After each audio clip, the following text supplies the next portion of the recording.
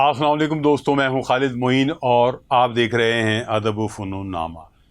ادب و فنون نامے میں بار بار بتا رہا ہوں کہ کچھ ایسے بھارتی شعراء کی ایک سیریز پر کام چل رہا ہے جس میں عہد حاضر کے بہت سارے ایسے شعراء جو بہت مقبول ہیں بھارتی مشاعروں میں بھی، سنجیدہ حلقوں میں بھی، اور پھر بھارت میں ہی نہیں، پاکستان میں بھی، خلیج میں بھی، اور دنیا بھر میں جہاں جہاں اردو مشاعرے ہوتے ہیں یا اردو پڑھنے لکھنے والے موجود ہیں، وہاں وہاں ان کی ایک الگ پہچان قائم ہے۔ کچھ شعراء گزر گئے، کچھ شعراء موجود ہیں، اور ایک ایسے ہی شاعر جو جدید اردو شاعری کے ایک الگ سے پہچان رکھتے ہیں، الگ سے ان کا ایک نام ہے، ایسا نام جو یہاں پاکستان میں بھی بہت مقبول ہے، بھارت میں بھی مقبول ہے، پوری دنیا میں، اردو دنیا میں ان کی ایک الگ سے مقبولیت ہے۔ یہ شاعر ہیں عرفان صدیقی۔ جی ہاں، عرفان صدیقی سے آپ یقیناً واقف ہوں گے۔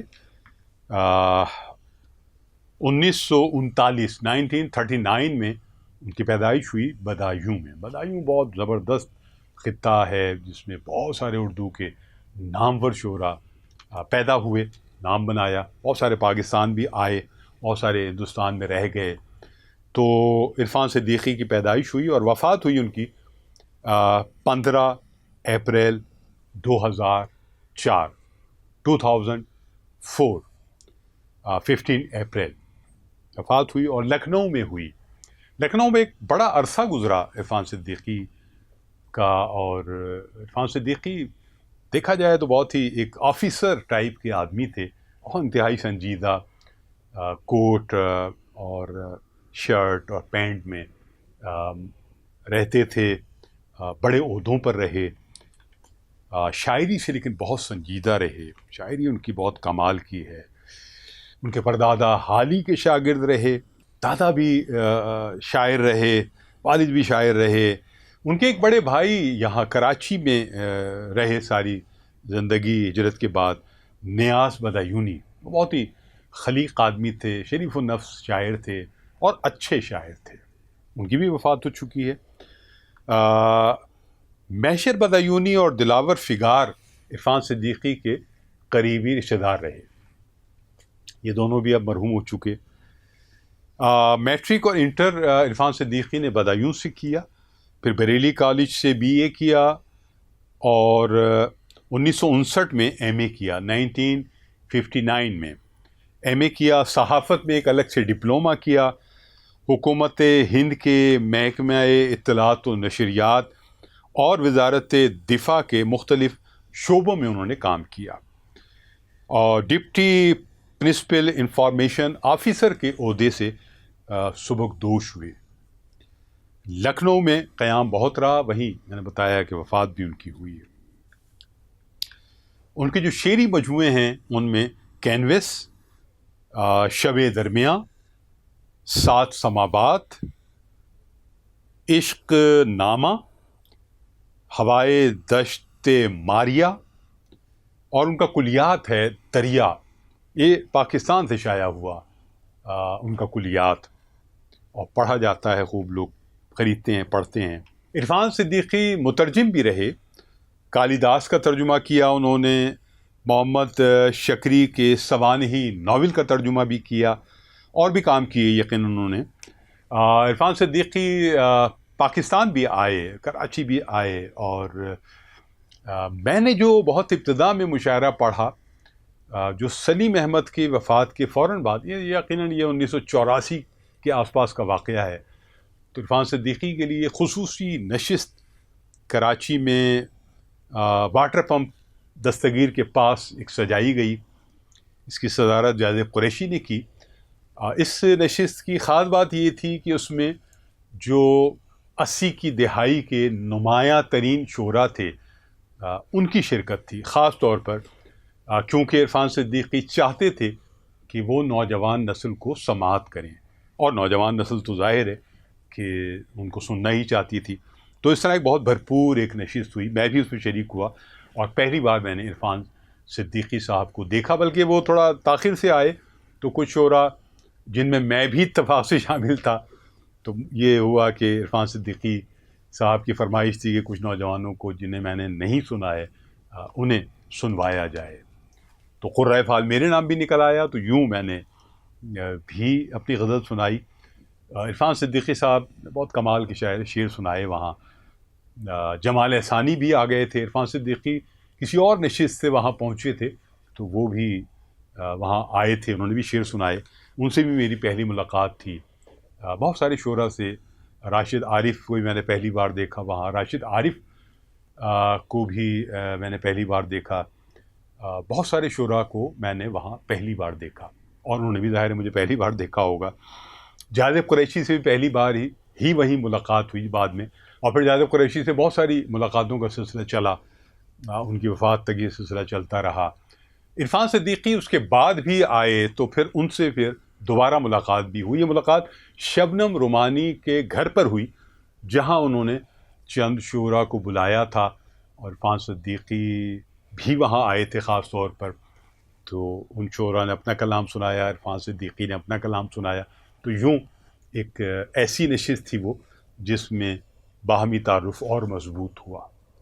پھر کمپیوٹر مین میرے بھائی کا ادارہ تھا کمپیوٹر کا، شاہ فیصل کالونی میں، وہ کچھ مشاعرے کرواتے تھے، تو اسی دور میں جب عرفان صدیقی آئے ہوئے تھے تو ایک مشاعرہ ترتیب دیا جا چکا تھا، جس میں ہم نے عرفان صدیقی صاحب کو بھی بلایا، اور وہ اس میں مہمان خصوصی کے طور پر آئے، شریک ہوئے، کہ کہیں اور تھے، پھر وہاں سے ان کو وہاں بلایا گیا، لایا گیا، اور وہ آئے۔ ڈاکٹر پیرزادہ قاسم کی صدارت تھی، خالد علیق بھی وہاں موجود تھے، اور 10-15 اہم شعراء اور شاعرات بھی وہاں موجود تھے۔ سامعین کی ایک بڑی تعداد وہاں موجود تھی، 100-150 کے قریب ایک مجموعہ تھا، اور ایک بہت اچھا اور یادگار مشاعرہ ہوا۔ عرفان صدیقی ایک بہت سنجیدہ شاعر، ایسے شاعر جنہوں نے اپنے الگ خاص موضوعات بھی مقرر کیے ہوئے تھے، اس کے علاوہ تغزل بھی ہلکا پھلکا ان کے ہاں موجود تھا، زیادہ تغزل سے کام نہیں لیتے تھے، ان کا تغزل، ان کی شعری جو ڈکشن تھا اسی میں پنہاں تھا، اور زندگی سے جڑے ہوئے شعر جس میں حوصلہ، جس میں امکانات، جس میں انا، اور پھر کربلا سے متعلق جو بہت ساری علامتیں ہیں، وہ خاص طور پر عرفان صدیقی کے یہاں بہت اجلی ہو کر جگمگاتی ہیں، اور بہت گہرے شعر انہوں نے اس حوالے سے کہے ہیں۔ اور ایک پہچان ہے عرفان صدیقی کی، جو کربلا کے استعارے ہیں، کربلا کی علامتیں ہیں، کربلا کے کردار ہیں، وہ اپنی شاعری میں لاتے ہیں، اور بہت ہی بھرپور انداز میں پیش کرتے ہیں۔ ظلم ایک طرف ہے، مظلوم ایک طرف ہے، جبر ایک طرف ہے، جس کے ساتھ جبر کیا جا رہا ہے وہ ایک طرف ہے، اور وہ سارے کرداروں کو الگ الگ رکھ کر باقاعدہ بیان کرتے ہیں، بہت تخلیقی پیرائے میں، جو دل تک اترتا ہے، جو ذہن میں اترتا ہے، اور آپ کو معلوم ہوتا ہے کہ یہ شاعر ایک الگ حسب نسب کا شاعر ہے۔ ان کے بہت سارے شعر زبان زدِ عام بھی ہیں، اور ایسے بھی ہیں جنہیں لوگ پسند کرتے ہیں، آگے بڑھاتے ہیں۔ بہت سے چور شعراء ان کی زمینوں پر ہاتھ صاف کرتے رہتے ہیں، ایک آدھ لفظ تبدیل کر لیا۔ کراچی میں بھی ایسے شاعر ہیں جو ہاتھ دکھاتے رہتے ہیں۔ عرفان صدیقی کی جو کمال کی غزلیں ہیں، تھوڑا تھوڑا تبدیل کرتے ہیں۔ دستار پہ خاک، یہ تو ان کی ایک ایسی زمین تھی جو بہت چلی یہاں، اور ہر اچھے برے شاعر نے اس پہ شعر کہے، تو بیسیکلی یہ عرفان صدیقی کی زمین تھی۔ تلوار پہ خاک، دستار پہ خاک، اور اسی غزل کی فضا کو ہی چرایا گیا، ردیف قافیے ہی نہیں چرائے گئے، زمین ہی نہیں چرائی گئی، بلکہ فضا کو بھی چرایا گیا۔ بہت افسوس کی بات ہے۔ تو اب ہم آتے ہیں عرفان صدیقی کی، میں نے شخصیت بیان کر دی، مشاعروں میں ان کا جادو الگ سے وہ جگاتے تھے اپنا، اور ان کو بہت پسند کیا جاتا تھا۔ ہرچند کے بہت سنجیدہ شاعر تھے، بڑے مجموعے میں میں نے دیکھا کہ وہ آتے تھے اور اپنا کلام سناتے تھے، لیکن چھوٹے مجموعے میں ان کا جادو زیادہ جگتا تھا، چونکہ وہاں جو سخن سے محبت کرنے والے ہیں یا سخن فہم ہیں، ان کی تعداد چھوٹے مجموعے میں زیادہ ہوتی ہے۔ جب مجموعہ بڑا ہوتا ہے تو اس میں ہر طرح کے لوگ ہوتے ہیں. تو عرفان صدیقی کیونکہ ایک بہت خاص الخاص شاعر تھے، تو چھوٹے مجموعے میں جہاں اہل سخن اور اہل دانش و بینش موجود ہیں، ان میں ان کا جادو بہت زیادہ سر چڑھ کر بولتا تھا. اور پھر عرفان صدیقی غزلوں پر غزلیں سناتے تھے، ان سے فرمائشیں کی جاتی تھیں اور وہ چھا جاتے تھے مشاعروں میں. یہ کمال تھا ان کا. بدن میں جیسے لہو تازیانہ ہو گیا ہے، بدن میں جیسے لہو تازیانہ ہو گیا ہے، اسے گلے سے لگائے زمانہ ہو گیا ہے. اسے گلے سے لگائے زمانہ ہو گیا ہے. تازیانہ تو آپ سمجھتے ہیں نا، کوڑا سمجھ لیں. اسے گلے سے لگائے زمانہ ہو گیا ہے. رات کو جیت تو پاتا نہیں، لیکن یہ چراغ کم سے کم رات کا نقصان بہت کرتا ہے. کم سے کم رات کا نقصان بہت کرتا ہے. اب یہ بہت کرتا ہے، کہیں کہیں بہت کرتی ہے، کچھ اس طرح بھی ہو گیا ہے. لیکن شعر یہ اور زمین یہ عرفان صدیقی ہی کی ہے. رات کو جیت تو پاتا نہیں، لیکن یہ چراغ کم سے کم رات کا نقصان بہت کرتا ہے. سر اگر سر ہے تو نیزوں سے شکایت کیسی، سر اگر سر ہے تو نیزوں سے شکایت کیسی، دل اگر دل ہے تو دریا سے بڑا ہونا ہے. دل اگر دل ہے تو دریا سے بڑا ہونا ہے. وہ جو میں نے بات کی آپ کو کربلا کی علامتوں اور استعاروں کے حوالے سے، تو یہ بھی وہی شعر ہے. اور میرے ہونے میں کسی طور سے شامل ہو جاؤ، میرے ہونے میں کسی طور سے شامل ہو جاؤ، تم مسیحا نہیں ہوتے ہو تو قاتل ہو جاؤ. تم مسیحا نہیں ہوتے ہو تو قاتل ہو جاؤ. اور ہوائے کوفہ نامہرباں کو حیرت ہے، ہوائے کوفہ نامہرباں کو حیرت ہے کہ لوگ خیمہ صبر و رضا میں زندہ ہیں، کہ لوگ خیمہ صبر و رضا میں زندہ ہیں. اور یہ شعر تو ان کا بہت مشہور ہے. ریت پہ تھک کے گرا ہوں تو ہوا پوچھتی ہے، آپ اس دشت میں کیوں آئے تھے وحشت کے بغیر. آپ اس دشت میں کیوں آئے تھے وحشت کے بغیر. عجب حریف تھا میرے ہی ساتھ ڈوب گیا، عجب حریف تھا میرے ہی ساتھ ڈوب گیا، میرے سفینے کو غرقاب دیکھنے کے لیے. یہ شعر بھی ان کا بہت مشہور ہے. میرے سفینے کو غرقاب دیکھنے کے لیے. سرحدیں اچھی کہ سرحد پہ نہ رکنا اچھا، سوچئے آدمی اچھا کہ پرندہ اچھا. یہ بھی ان کا ایک مشہور شعر ہے. اور آخری شعر میں سناتا ہوں ان کا.